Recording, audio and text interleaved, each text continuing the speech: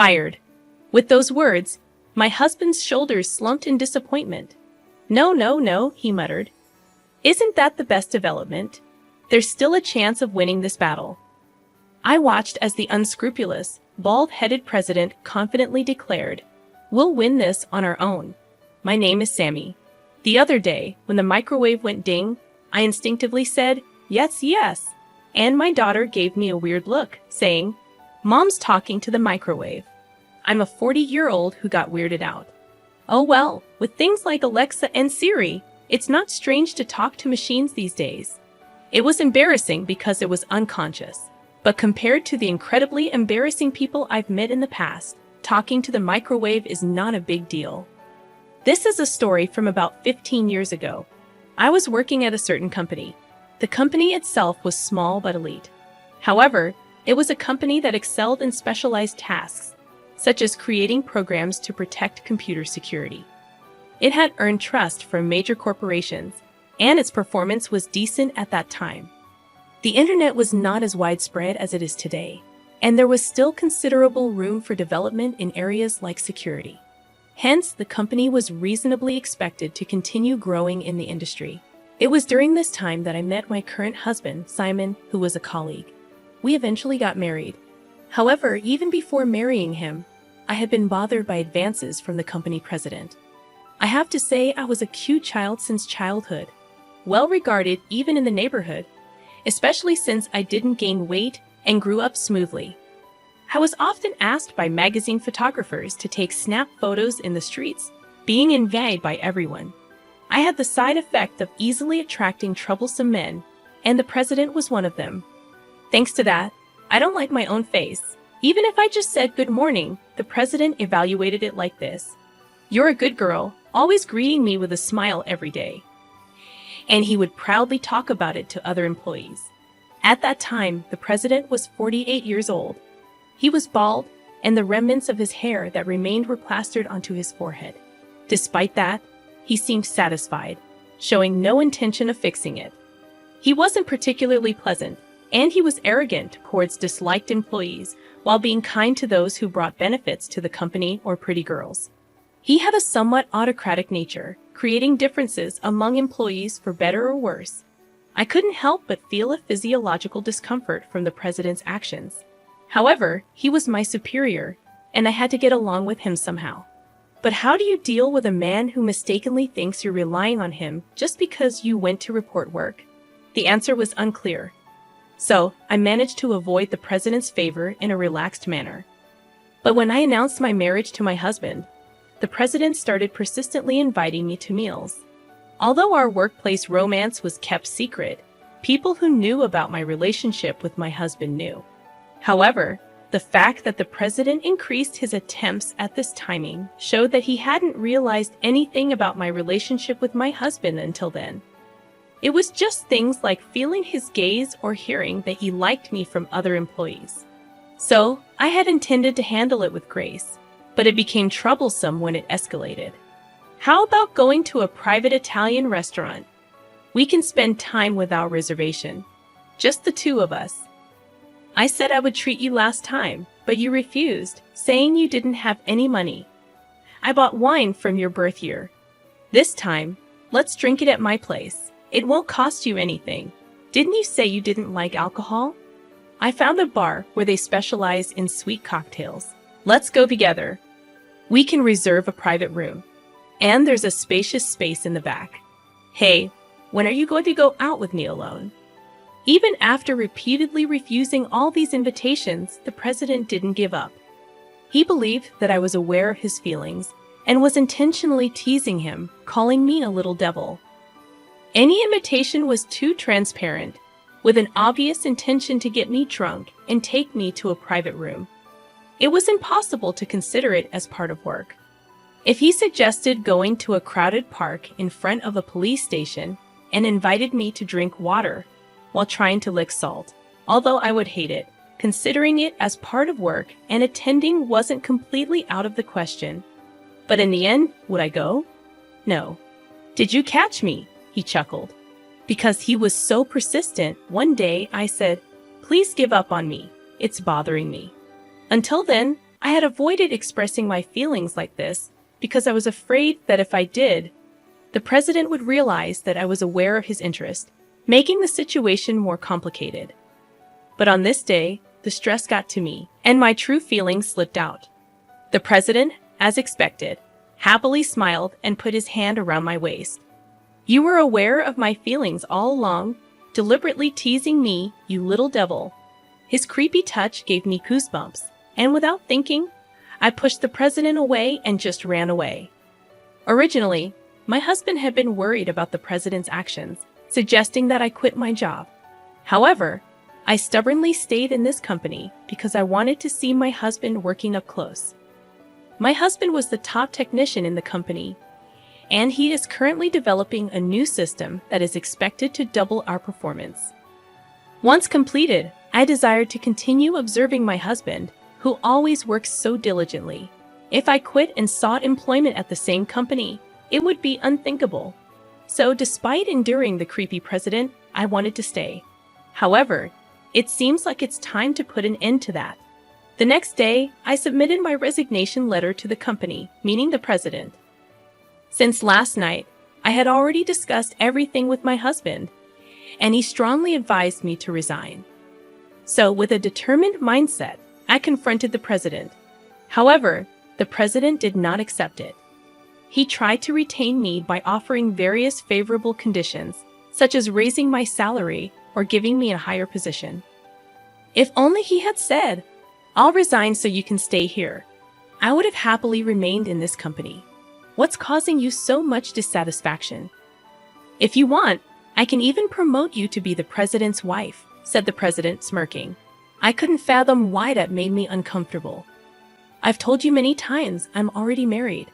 I'm fed up with being invited to meals or having your hands on my waist." Without thinking, I expressed my true feelings to the president, who responded with, "I see. It's his fault, huh? What, your true love is me, right? I understand that we never shared our feelings before, and you felt inferior in my position as the president. You got married, pulling away because of that," he continued. No, that's not true at all. No need to be embarrassed. I understand everything. I thought he was a pitiful scapegoat for you, and I've endured being kind to you despite being jealous just because you're his wife. But if that's the case, he's unnecessary. Why is the conversation heading in this direction? I never saw you in that way from the beginning. All right. I fully understand your feelings. Well, in that case, I'll accept your resignation. The future president's wife doesn't need to do the work of an ordinary employee. I'll let you enjoy a more comfortable life." Saying that, the president pocketed my resignation letter and disappeared from the president's office. It's hopeless. The communication is unbelievably ineffective. What does he mean by blaming my husband? How did that bald guy interpret things?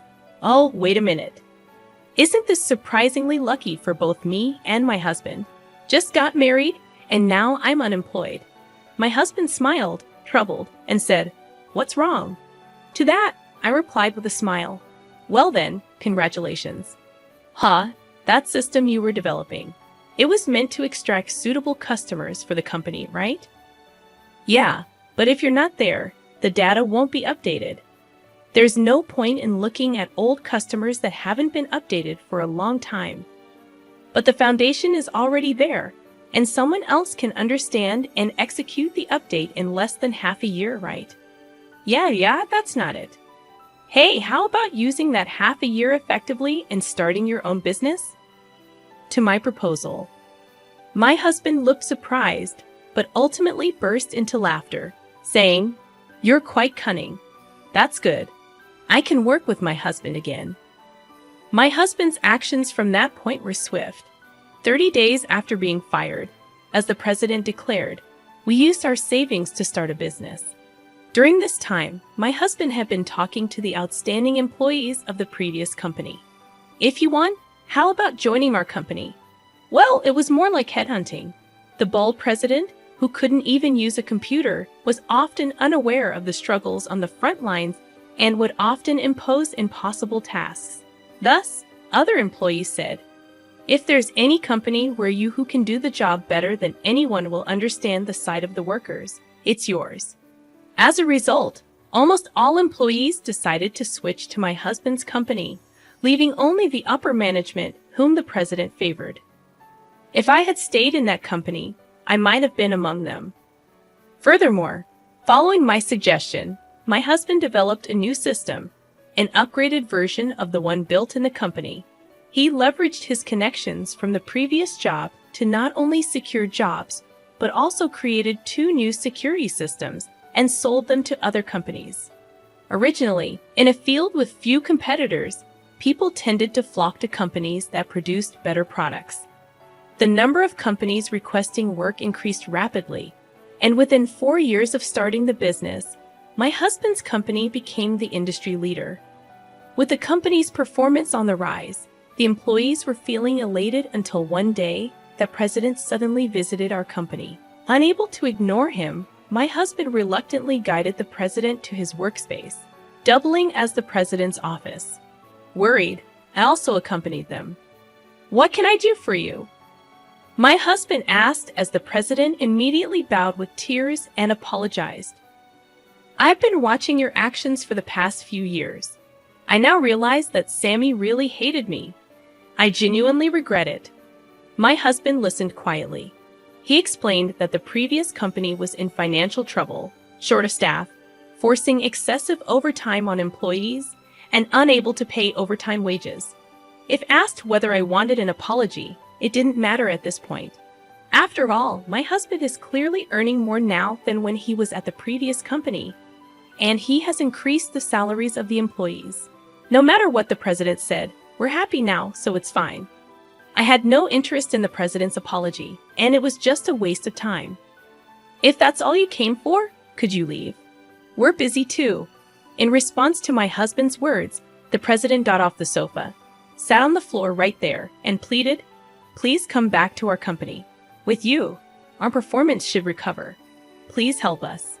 The president bowed down, rubbing his forehead on the floor, but my husband quietly shook his head. "Since the day I was fired, I'm no longer an employee of your company. I have a responsibility to protect the employees of my own company, so I can't go back to your company. Please do something. I beg you. If you resign as president and your company comes under ours, that's fine," the president suggested desperately. Under no circumstances, my husband replied firmly, "I'm not sure what's best in this situation since it's my first time." "Wait, are you asking me to resign as president?" "Of course. What you did to my wife in the past was an act that trampled on the morale of female employees. Nowadays, overworking is criticized by society. It's only natural. While what happened to me is now considered unacceptable by society, at that time it was quite a gray area. It was an era where it depended on the individual's interpretation. Even if someone claimed they were touched inappropriately, you receive excuses like no ulterior motive, just a stumble, overly conscious woman, or face defamation, denying the truth, and eventually getting fired. The situation with overtime was different until then. Ignoring labor laws and allowing excessive overtime was common. With changes in laws and a gradual shift in public perception towards long working hours being bad, the president's actions would be harshly punished if reported to the appropriate authorities. At first, the president kept repeating, "Isn't there any other option? Please spare me from resigning." But realizing the gravity of his actions, he understood that remaining at the top of the company was impossible. The president stepped down from his position, and my husband absorbed and merged his company. All the employees were taken in, and the overtime pay that couldn't be paid was settled. Here, since our company was flourishing, it actually turned out to be a relief. The president's company had low wages, so the overtime pay wasn't a significant amount. We won. When you proposed that I should start a business when I became unemployed, I never thought we could expand the business enough to crush the president's company. I believed in your ability. Really? Aren't you just trying to flatter me and boost my ego? No way. You caught me. While talking about such things as a couple, I sincerely felt relieved that everything went well. Later, it turned out that someone leaked the conversations in the president's office. which I never told anyone about. The embarrassing actions of the president, who used to flirt with me, became public. Since it's a small company, it didn't make it to the news on television, but it was reported in local newspapers, including the overtime issue. Apparently, more people read local papers than watch TV or read famous magazines. The president became a scorned figure in the local community, and playing president became a trend among kids. It was a surreal game where they persistently flirted with a pretended reluctant girl. If the president saw it, it would be too embarrassing, and he would probably dig a hole to bury himself. By the way, the president was divorced and had a middle school daughter. However, when this game became popular, it seemed that his daughter heard about her father's actions, and she returned home almost like running away. Well, for a sensitive teenage girl, having such a creepy father must be unpleasant. It's a case of reaping what you sow or self-inflicted misfortune. The president, who lost both the company and his daughter, couldn't find work in well-paying companies due to his inability to use a computer. Currently, he's employed as an office worker in a local factory, but he can't handle the central desk work there. So he has become responsible for serving tea to the female president. He who used to condescendingly order female tea servers with a loud "Hey, bring me some tea," is quite a downfall. The president himself probably never imagined a future where he would become a tea server. The employees who switched from the president's company to ours are laughing heartily at the president's dramatic fall from grace. There is no sympathy for him.